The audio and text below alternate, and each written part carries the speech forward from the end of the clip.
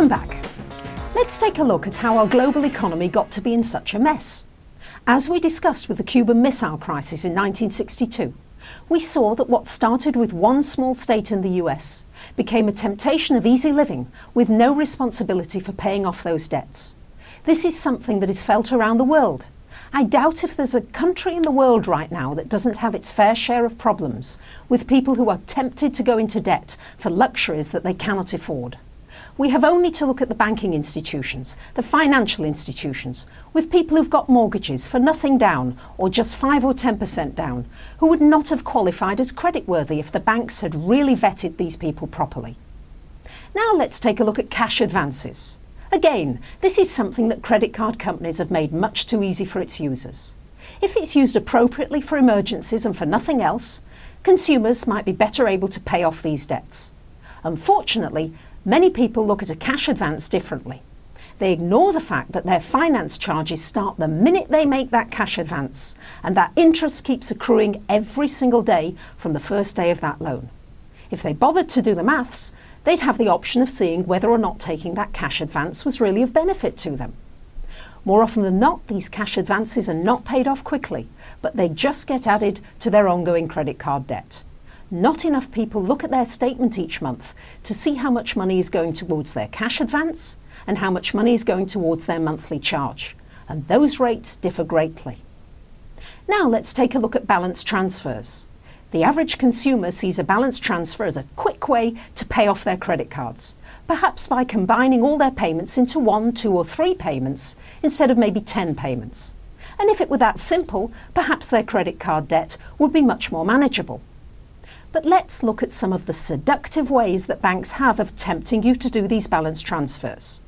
During the good times, banks will offer a 0% finance charge for a certain amount of months, and then a higher charge for the remainder of the loan. And if you just looked at that, it might seem reasonable. But money has a way of making you greedy.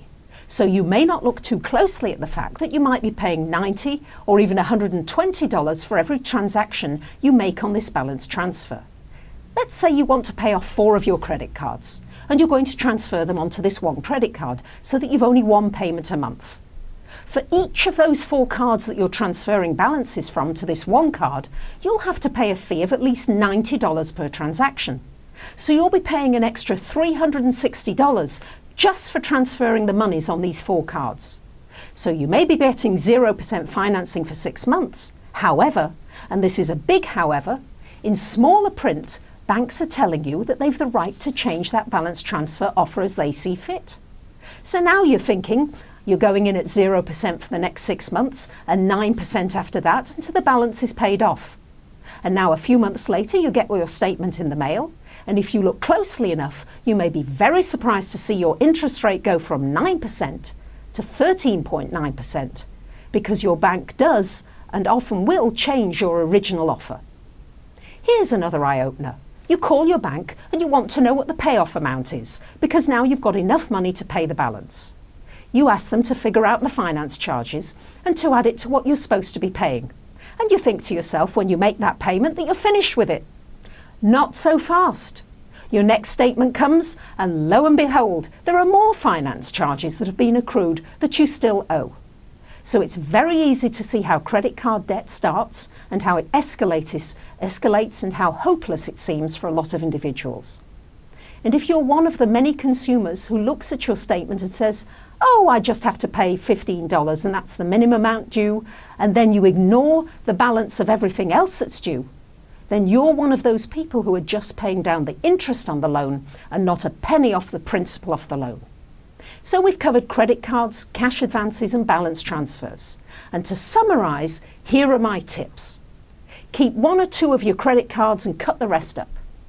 Look at your statement carefully each month and see how much you're paying in finance charges, what your APR rate is, so you'll know what percentage of your debt is going towards finance charges.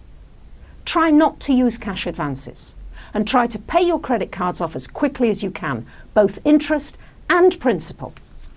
I had a letter from a viewer, Alison P, about last week's show.